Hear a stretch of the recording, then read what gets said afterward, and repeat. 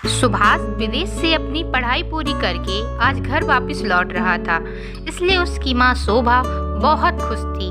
वो अपनी नौकरानी कांताबाई से बोलती है, कांताबाई, आज तुम मेरे बेटे के पसंद की चीजें बनाना। ठीक है मालकिन, आप मुझे बता दीजिए छोटे मालिक को क्या क्या पसंद है, मैं बना दूंगी। सुभाष को पालक पनीर, आलू के पराठे और मीठे में मूंग का हलवा पसंद है, तो तुम इतनी सारी चीजें बना देना। और हाँ, जैसे ही वो आए उसको गर्मा गर्म कॉफी भी दे देना। ठीक है मालकिन, आप निश्चिंत हो जाइए, मैं सब कुछ संभाल लूंगी। शोभा कांताबाई को ये सब बताकर वहाँ से चली जाती है और कांताबाई जल्दी जल्दी काम में लग जाती है। तभी सुभाष आता है और कांताबाई उसके लिए कॉफी लेकर जाती है। जैसे ही सुभाष घर आता है, शोभा के घर में तो मानो खुशियों की बहार आ जाती है। हाय, मेरा बेटा कितना दुबला हो गया है, जैसे विदेश में तुझे कुछ खाने को ही नहीं मिला। अरे माँ, विदेश में खाने पीने की कोई कमी नहीं है, पर अपने देश की तो बात ही कुछ और है। माँ, मैंने पढ़ाई जरूर विदेश से की है, पर मैं नौकरी अपने देश में ही करूँगा। माँ, मुझे बहुत जोर की भूख लगी है, आप मेरे लिए खाना लगा दो प्लीज। ठीक है बेटा, अभी खाना लगवाती हूँ। छोटे मालिक सब अपने देश को छोड़कर विदेश भागते हैं नौकरी के लिए और साथ ही पैसे ज्यादा कमाने के लिए, और आप विदेश छोड़कर देश में ही रहना चाहते हैं। आपकी सोच बहुत अच्छी है। मेरी भी एक बेटी है और मैं उसको पढ़ा लिखा कर एक अच्छी नौकरी करवाना चाहती हूँ। अरे, तू अपनी बेटी के ही गुण गाती रहेगी या मेरे बेटे के लिए कुछ खाने को भी लाएगी? तूने सुना नहीं, उसको भूख लगी है, जा जल्दी से कुछ खाने को लिया। जी मालकिन, मैं अभी जाती हूँ। सुभाष खाना खाकर अपने कमरे में सोने के लिए चला जाता है। ऐसे ही कुछ दिन बीत जाते हैं और सुभाष कांताबाई को अपनी माँ की तरह सम्मान देता है।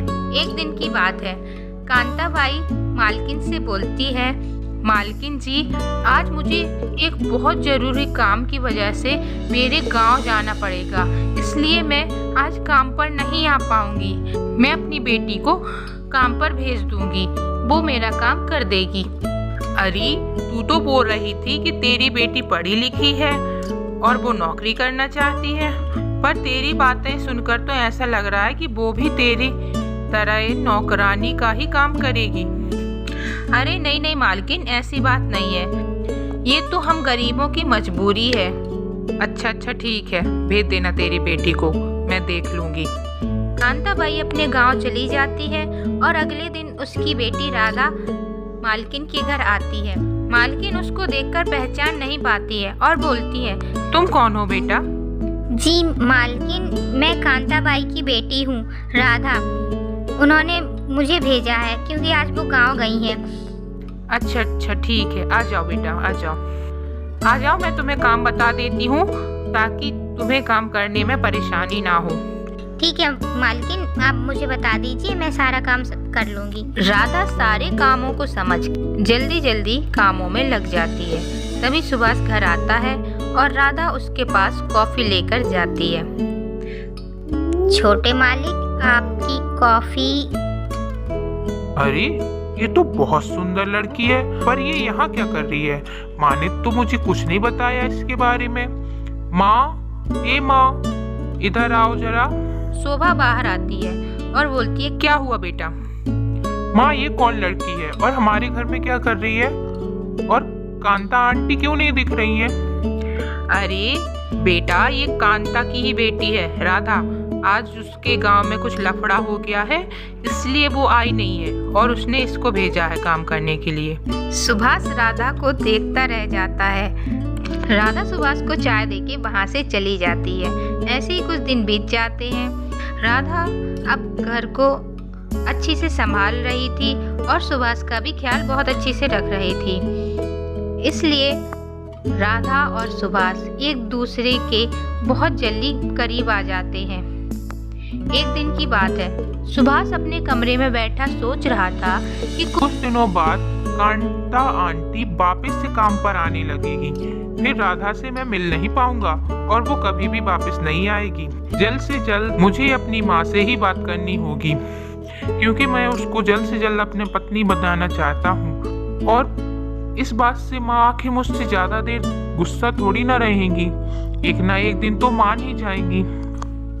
यह सोचकर सुभाष अपनी माँ के पास जाता है और उनसे बोलता है, माँ, मैं राधा से शादी करना चाहता हूँ।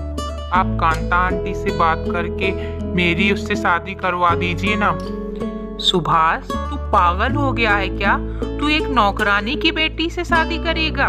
मैं ये कभी बर्दाश्त नहीं कर सकती हूँ सुभाष। माँ, तो क्या हो गया? वो एक नौकरानी की बेटी है तो आखिर वो भी एक इंसान ही ना, और अच्छी खासी पढ़ी लिखी है और दिखने में भी अच्छी है।